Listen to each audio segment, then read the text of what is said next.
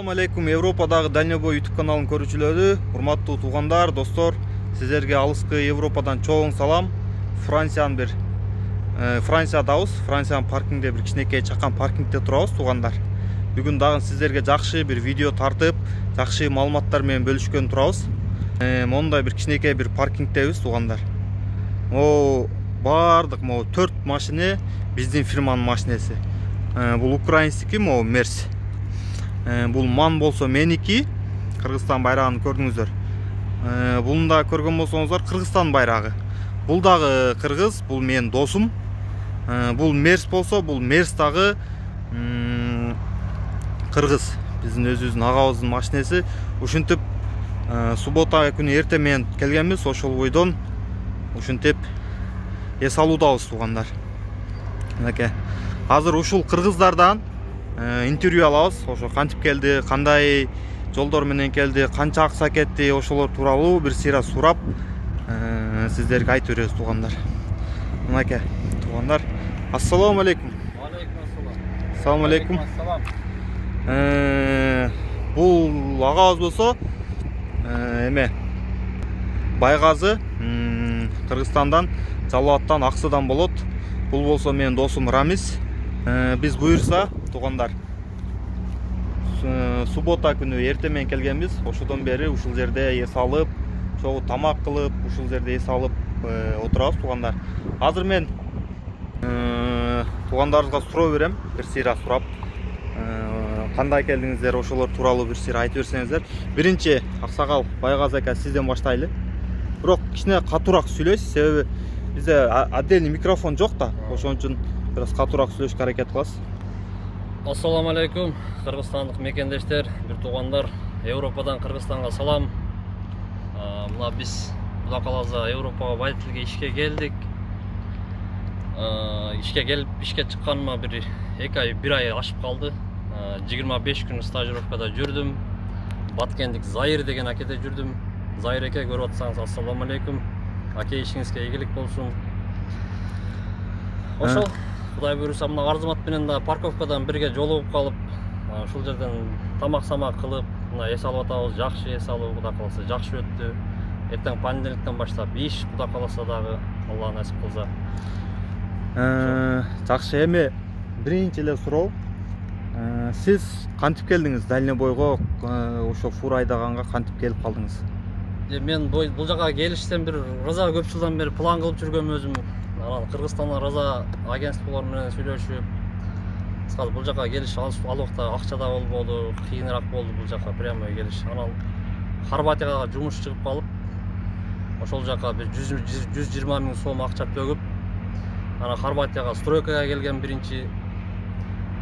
Стройкада иштеп жүрүп да, ал жакта биякта компаниялар менен сүйлөшүп, прямо өзүм эле азыр соц тармактарда, Facebook, интернеттерден карап, ар бир неме менен жазышып, кандай барсам болот, кантип, кыскасы баарын сүрүштүрүп, анан акыры ушул биз иштеп аткан Global Transitt'ын немеси менен жолугуп сүйлөшүп калып, ал прямо ошо Хорватиядан мени бул жака өткүзүп алды, документтеримди бүтөрүп өзү.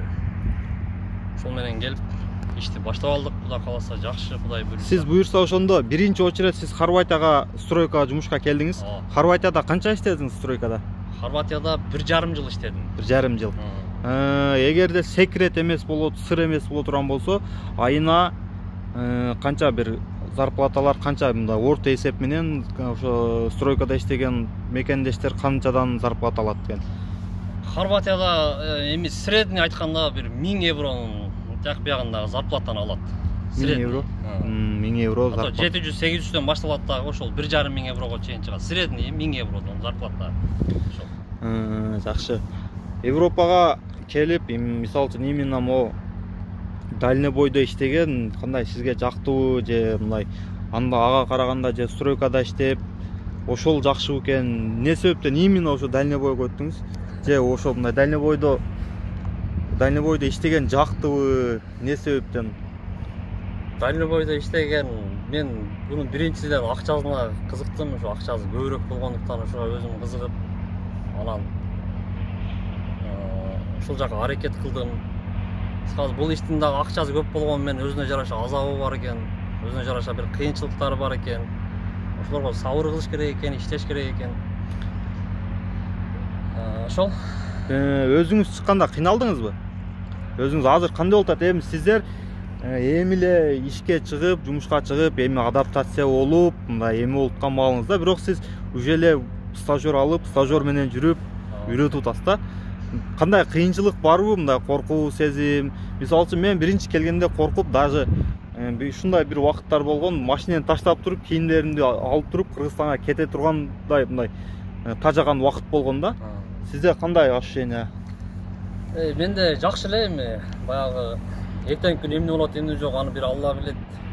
Ошон үчүн менде бир коркуу сезимдер деле башты болгон деле эмес. Бирок угуп аттым көбүнөн. Тупикке кирип каласың, анан андай болуп калат, анан мындай болуп калат, штраф жейсиң деп буга чейин да угуп, бир аз коркуп жүргөм.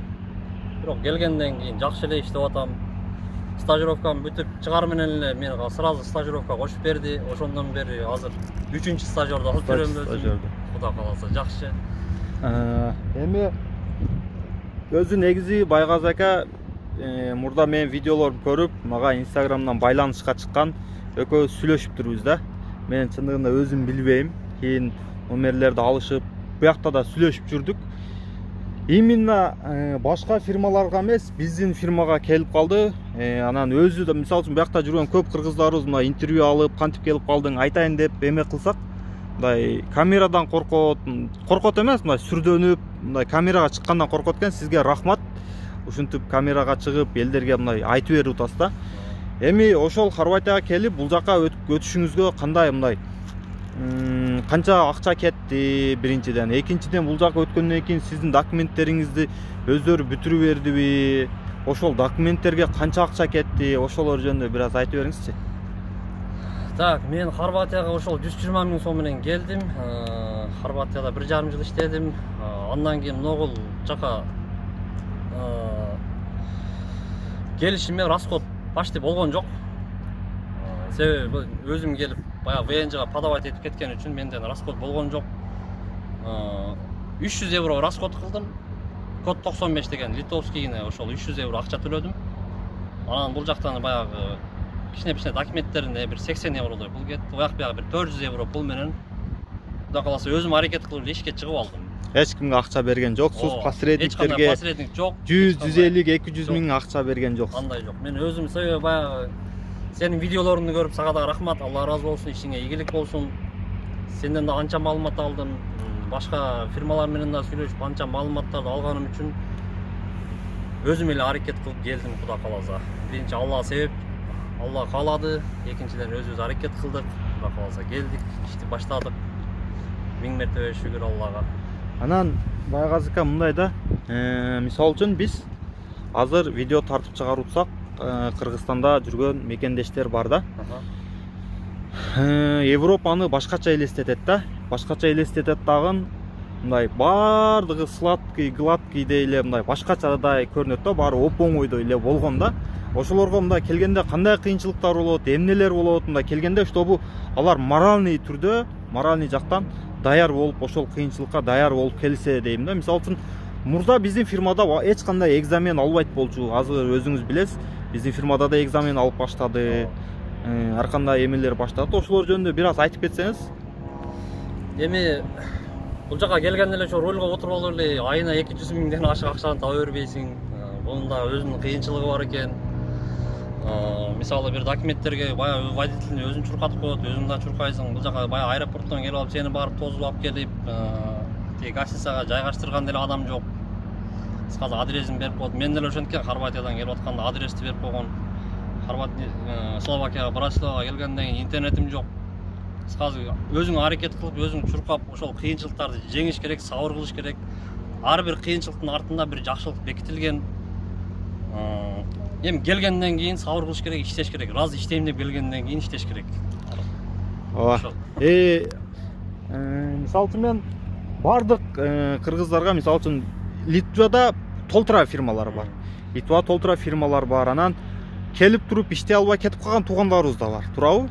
Алардын себеби, көпчүлүгүнүн себеби Кыргызстанда бул жака келгенде башкача элестетип, Европа деп мындай башкача элестетет. Анан келгенден кийин фур айдабай келип туруп, экзаменден өтпөй калат, туурабы? Ошондой случайлар болот. Кээ бир фирмалар бар. условиясы өтө жаман да.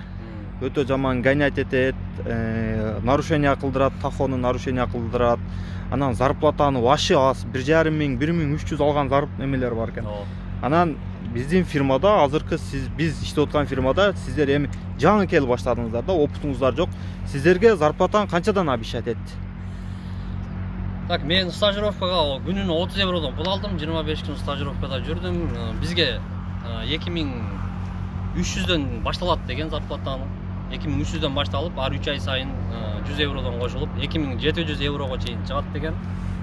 Бирок биз бияка келгенден кийин тилекке каршы баягы зарплаталар бир аз ылдый түшүп, 2100га түшүп калыптыр. Новичоктордуку баягы башталыштардыкы 2100га түшүптүр. Анан ошо менен 2,5га чейин көтөрүлөт деди. Эми ушунусуна да шүгүр. Алла берекесин берсин дейбиз ушул. Сиз стажировка кылгандарга сизге канчадан төлөп жатат? Сиз бирөөлөрдү стажировка кылып үйрөткөнүңүз үчүн? Мага 10 евродон. Күнүгө ишо 10 евродон. Күнүгө ишо. Бир ай иштесеңиз, өзүм зарплатаман тышкары дагы күнүнө мага 10 евродон. Ошондо 30 күн эме болсо 300 евро дополнительный. Туугандар, келүүчү мына Кыргызстандан келе тургандар мына кандай дейсиз? Келсиндерби мындай? Айтыңыз мына мотивация берип кетиңчи ошо Кыргызстандан келем деп аткан туугандарыбызга. Кыргызстандан келем деген туугандарга аракетти кылыш керек, келиш керек. Европада шанс бар, иштеш керек. Анан айта турганым, Кыргызстандагы агентстволор эмес, азыр Европада эмне көп, водитель көп азыр. Водительдерден эле информацияны алып, прямой баягы компаниянын, фирманын өзү менен сүйлөшүп келгениңер жакшыраак болот го дейм менимче. Бесплатный приглашение. Баягы зат немеси, ортодо акчасы азыраак төлөйсүңөр. Чтобы азыр посредниктерди угуп атабыз да, Кыргызстандын далай акчасын баягы какшатып, терисин тескери чылып, анан бул жака келгенден кийин баягы иши жок. Терисине саман салып. Терисинин ичине саманды тыгып, анан как талада калтырган баягы агентстволорду да көрүп атабыз, угуп атабыз. Ошон үчүн өзүңөр аракет кылып келсеңер жакшы болот. Келгиле, аракет кылгыла, короче, комфорт эмеден эме кыла бербей келгиле, бирок бир аз кыйынчылык болот туугандар. Бир аз кыйынчылыктан кийин мындай Европада местный болуп каласыңар да туугандар. Эмиги сөз мына жигитке, Рамиске. Мына Рамис деген досум бул өзү негизи Таластан болот. Буюрса Рамисте ошол через YouTube аркылуу таанышып калдык буну менен дагы.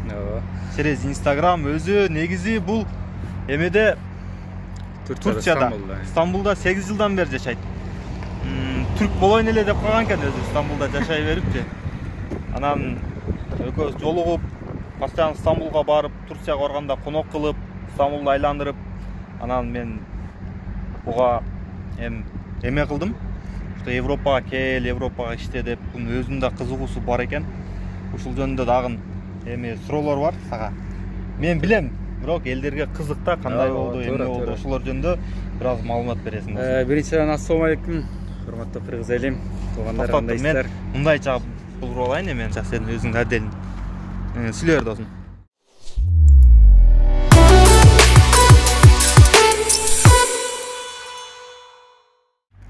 Ассалам алейкум, урматтуу кыргыз элим, туугандарым, кандайсыздар, жакшысыздарбы? Мынакей Кудайга шүгүр, ошентип биз дагы Европага дальнобойщик болуп, водитель болуп келип калдык. Биринчиден Кудайга шүгүрлөр болсун, экинчиден Арзымат сага чоң рахмат. Ошентип Instagramга жооп берип, сүйлөшүп, Кудай ушинтип жолуктурду бизди. Андан кийин негизи мен кызыгуум деле жок болчу да. Бул нерсени ойлойм, мен өзүм Стамбулда иштеп жүргөм ошол жакта. Анан ошентип сенин видеоңду көрүп калып YouTube'дан. Ошондо менин кызыгуум башталды, аябайчы. Европа деген мен вообще жок болчу оюмдачы. Негизи өзүм мен вообще фурага минип көргөн эмесмин да. Айдап көргөн эмесмин да.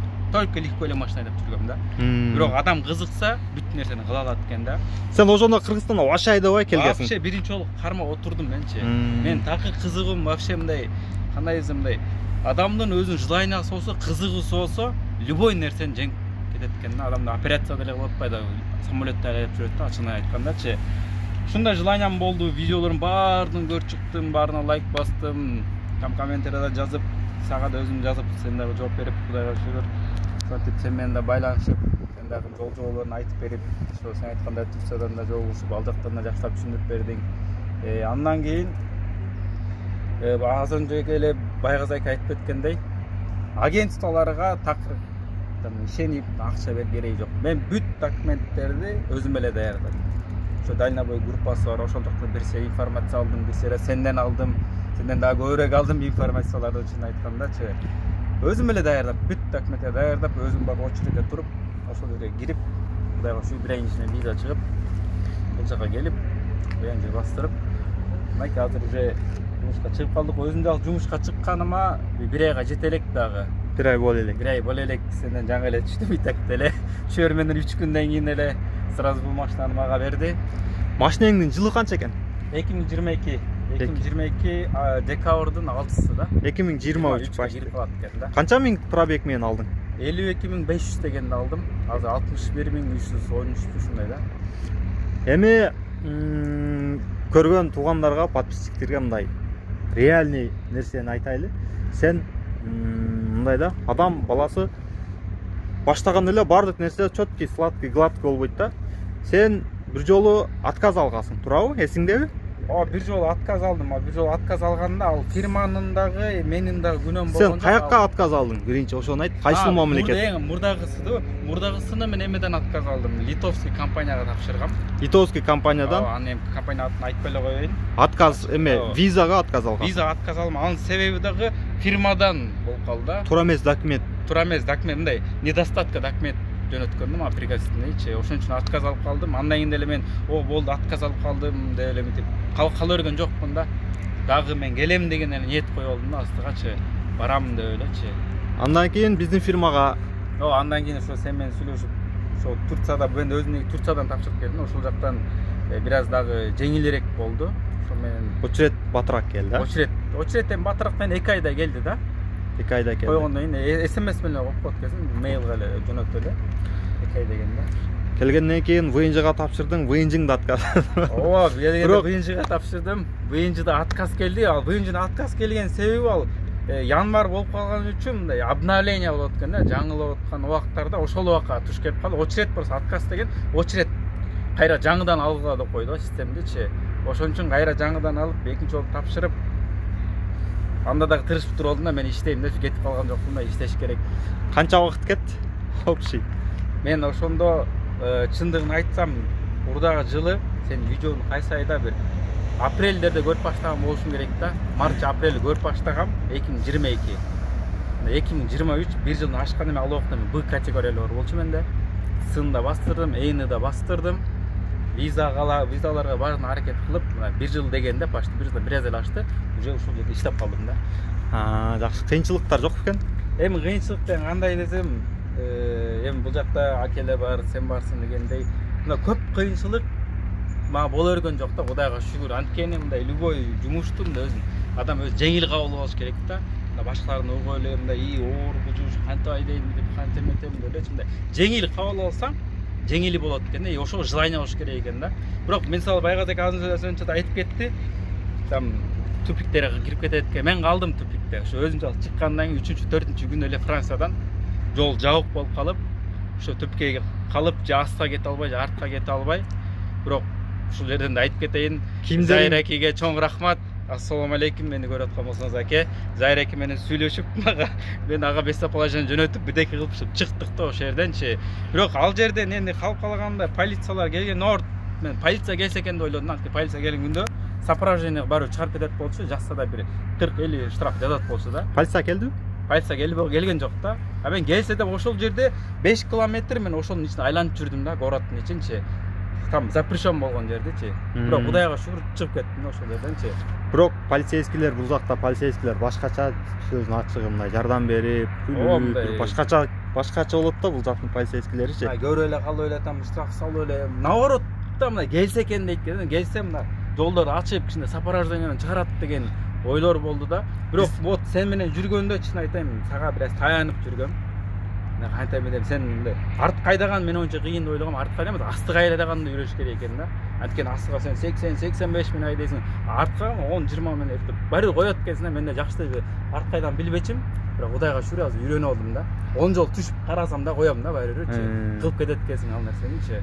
Эми Байгазга жакыныраак туруң эми сиз дагы. Экөөбүз таанышып, чогуу ошо биздин гостиница бар бул жактачы, бесплатный гостиница, фирма бесплатный гостиница берет, жатакана берет, ичинде полный условиялары бар. Короче, булар таанышып, эми баарыбыз ошо ар кимибиз ар жака кетип атабыз жүк ташыганчы, бирок бир жерден жолугуп ошол жерге барабыз, чогуу отурабыз, чогуу тамак кылып, ошол жерде эс алабыз деп ушул жерге келдик да. Айта турган нерсе, туугандар, мына келип иштеп атабыз, Кудайга шүгүр. Бул жака жыргагандан эч ким келген жок. Бир муктаждыгы болгондугу үчүн, ар бир заграницада жүргөн кыргыз эли муктаждыгы болгон үчүн бирөө үй бүлө багам, жакшы багам деп, же бир үй салам, же машина алам деп ошондой ниет менен, максат менен келет. Сиздердин да максатыңыздарга, ишиңиздерге ийгилик. Келчү адамдарга айта турган сөзүңүздөр. Келчү адамдарга айта турган сөзүм: келиңиздер, иштеңиздер. Вот мен деле вообще рульды кармап көрбөгөн адаммын. 15 күн стажировкага жүрдүм, чыктым. Азыр Кудайга шүгүр, уже уверенность пайда болуп калды. Иштеп кете алам. Бүт любой эле адам иштеп кете алат. Болгону желание болуш керек. Кудайдан сураныш керек. Болду. Болот бул жумуш. Кезе өртөңсөр болот. Байгазыка сиз айдап жүрдүңүз беле?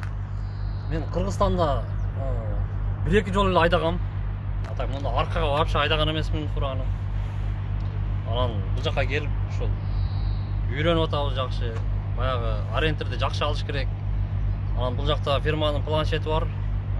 Ошол планшет баягы туура эмес маршрутту берип коюп, ошол тупикке кирип калгандардын себеби ошодон болот да. Ошого баягы жүктү алган жерди, баягы жеткизе турган жерди, баягы азыр өзүнүн телефонуна эле координатты терип караса, баягы көчөлөр кандай спутниковый коюп караса, ошого карап айдаса тупикке деле кирбейт менин оюмча. Жакшы аракет кылып көңүл бөлүп иштесе жакшы. Анан Кыргызстандан келүүчүлөргө айтарым ушу: келгиле, иштегиле.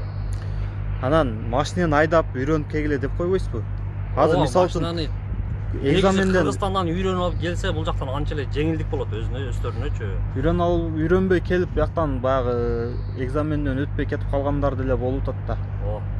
Ошолор бар. Ошо лучше Кыргызстандан баягы үйрөнүп алып келген өзүнө жеңилдик болот. Анча эле жеңилдик болот, баягы техникага кичине түшүнүгү болсо. Бул жака инем айтып атпайбы, баягы бул жака келип фураны кармап атам деп. Мен бул жака келгенден кийин баягы ишке көнүгүшкүчө анча убакыт, баягы анча нерв кетет, анча баягы өзү айтмакчы күлүштү тапшырып кетип калам деген күндөр болот. Андайларды да көрүп атабыз.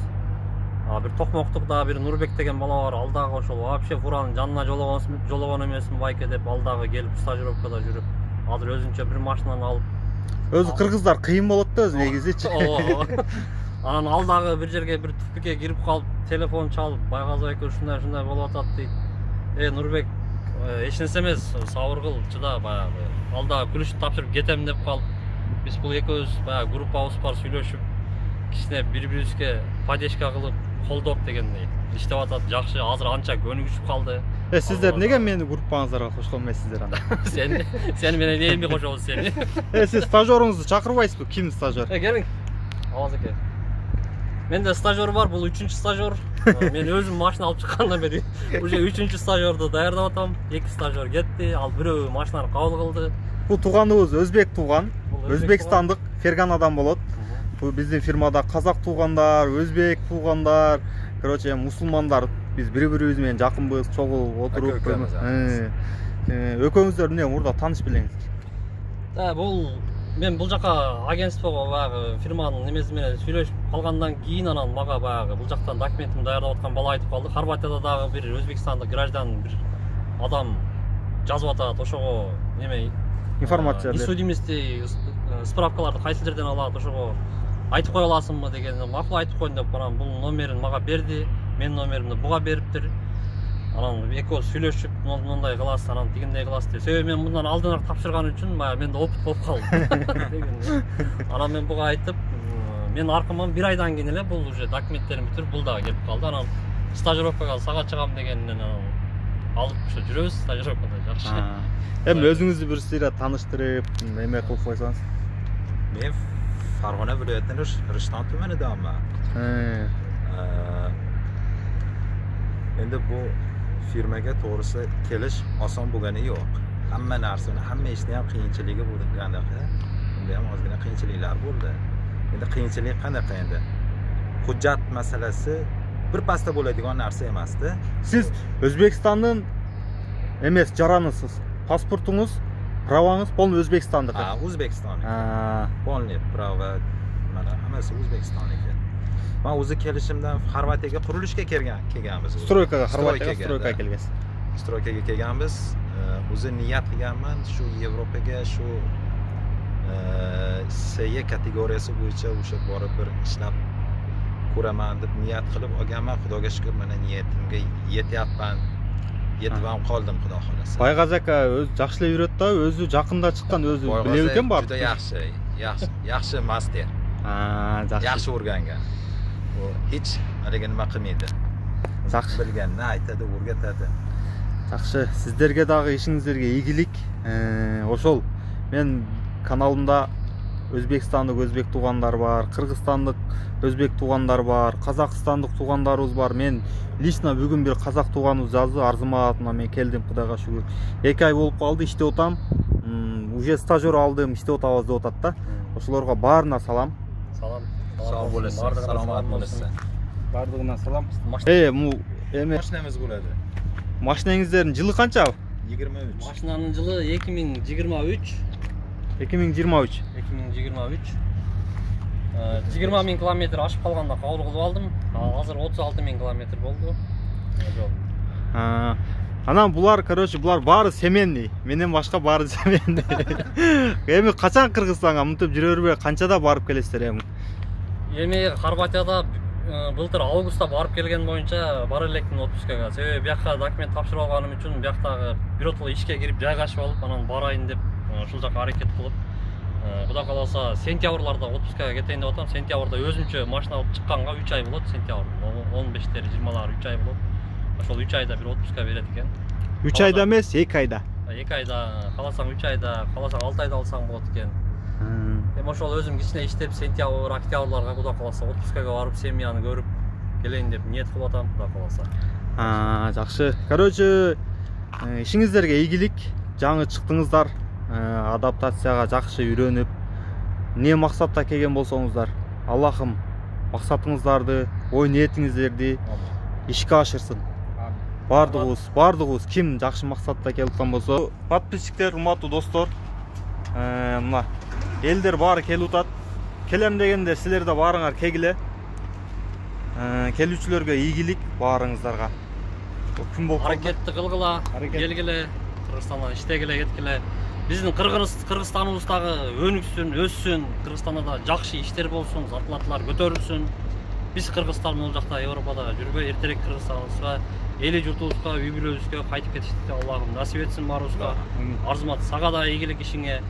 Сен дагы үйлөнүп той кылып калсаң, бизди тоюңа чакыр, Кудай кааласа. Европада коллегалар, тоюңа барабыз, Кудай кааласа. Тугандар, сиздерден сураныч, видеону бөлүшүп элдер менен лайк, подписаться боло элек болгондорго подписаться тугандар. Буюрса дагы жакшы маалыматтарды берип, сиздер менен маалыматтар менен бөлүштүрүп алганга аракет кылабыз тугандар. Баарыңыздарга дагы бир жолу Франциядан